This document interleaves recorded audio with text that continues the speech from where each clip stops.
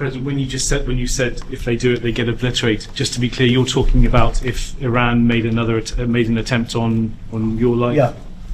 Yeah, that would be called total obliteration, and I can't imagine they do that. It should have been stated by Biden. Hello guys, welcome to this channel as we focus in Trump's statement. This statement is very definite, strong and direct, which isn't surprising given his style. It raises big questions about how the US would respond to an actual assassination attempt by a foreign power. Would it lead to a full-scale war? Is this just a rhetoric, or will such a policy actually be followed?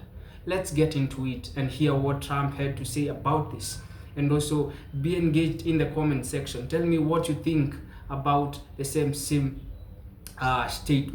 I'll give you my take later on after this clip. And if this is your first time in this channel, we urge you to subscribe in order to keep seeing more of this. President, when you said if they do it, they get obliterated. Just to be clear, you're talking about if Iran made an attempt on your life.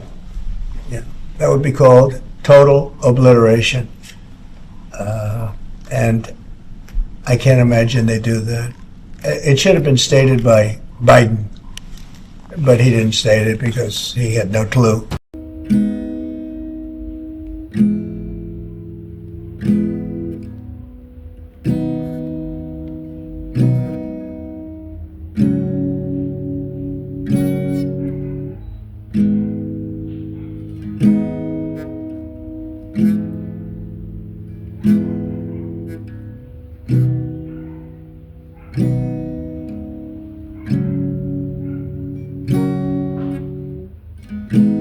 Next, sir, this is a national security presidential memorandum that seeks to impose maximum pressure on the government of the Islamic Republic of Iran. Many of these provisions are similar to actions that your administration took during your first administration.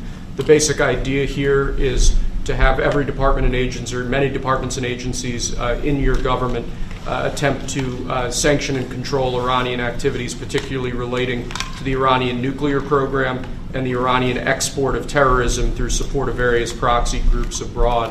And the intent here is to give you all of the possible tools I'd say, engage with the Iranian government to ensure that going forward they are less of a malign actor on the world stage. So this is one that I'm torn about. Everybody wants me to sign it. I'll do that. It's very tough on Iran. It's what we had before. We would have never had the problem. You would have never had October 7th. We would have never had the problem had the election gone a different way, which it should have. But this one, I think, more than made up for it. I think we're doing things, and it shows that more than made up for it, much more historic. The Iran situation, hopefully, I'm going to sign it, but hopefully we're not going to have to use it very much. We will see whether or not we can arrange or work out a deal with Iran, and everybody can live together, and maybe that's possible, and maybe it's not possible.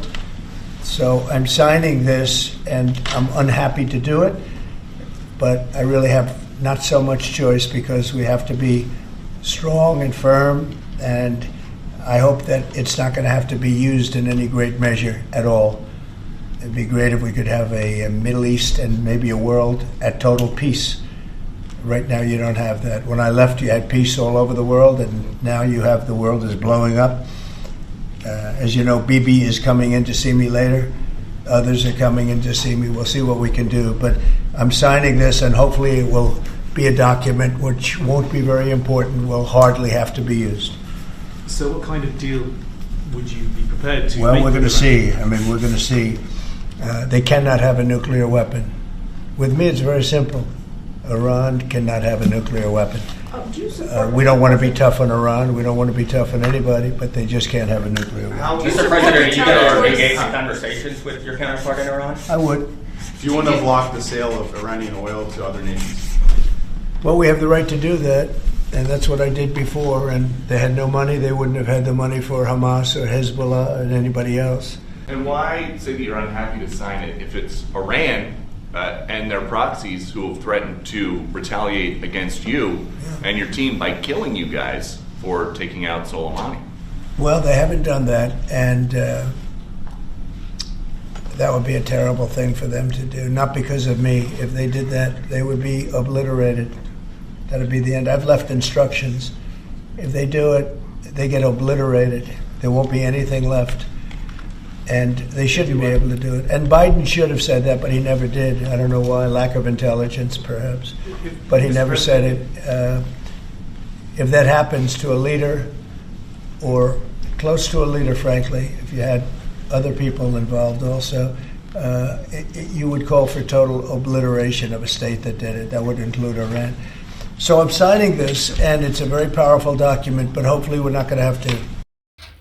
Now, folks, Trump's statement is strong and direct warning to Iran, reinforcing the idea of deterrence through overwhelming retaliation. It aligns his historically aggressive rhetoric on foreign policy. However, such comments also raise concerns about escalation and the potential for broader conflict. The question remains whether this approach strengthens national security or increases global tensions. Now, guys,